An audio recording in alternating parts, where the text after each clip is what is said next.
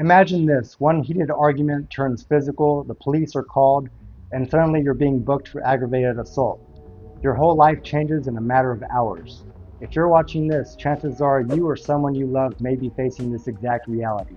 My name is Joseph Ruiz. I'm a criminal defense lawyer here in Houston, and I help people navigate some of the most difficult times of their lives. Today I want to walk you through what to expect if you've been charged with aggravated assault in Texas. I'll explain the steps in the process, the possible consequences, and what sentencing could look like.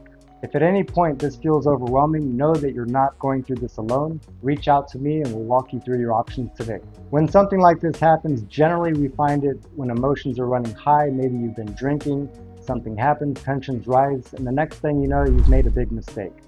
Let's say someone gets into a fight outside a bar. Things escalate, and one person ends up badly injured. The police arrive, statements are made, and suddenly one individual is facing aggravated assault charges because a weapon was allegedly involved. We recently successfully defended a young man charged with allegedly assaulting two different people outside of a nightclub.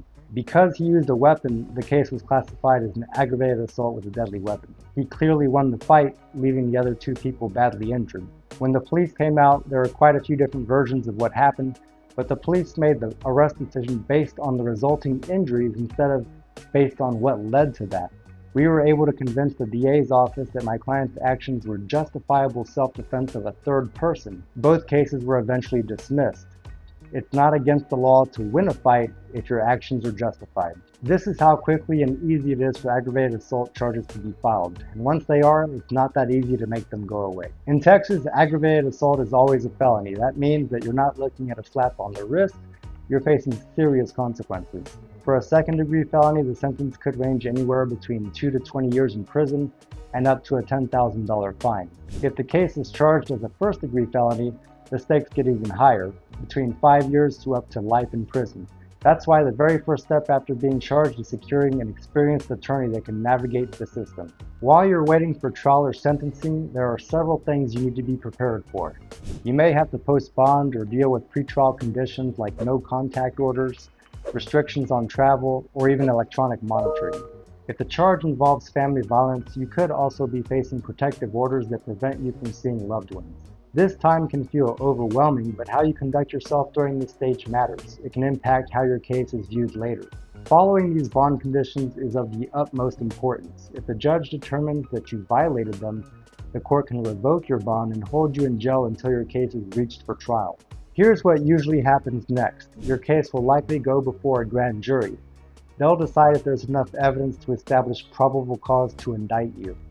If they do indict, you'll have an arraignment and then potentially a trial unless we're able to achieve a result beforehand.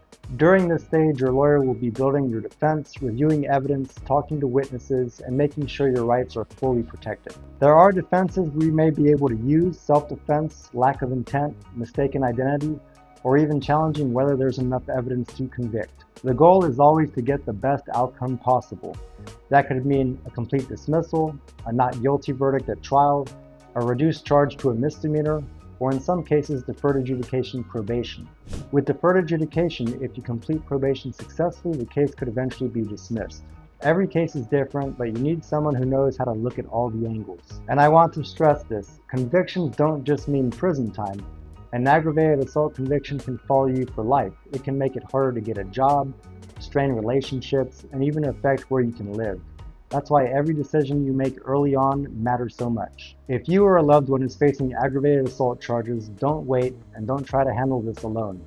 I've helped hundreds of people in Houston secure dismissals and not guilty verdicts in these exact situations. Call my office, let's sit down and talk about the best path forward for your case. The sooner you get experienced representation on your side, the better chance you have at protecting your future.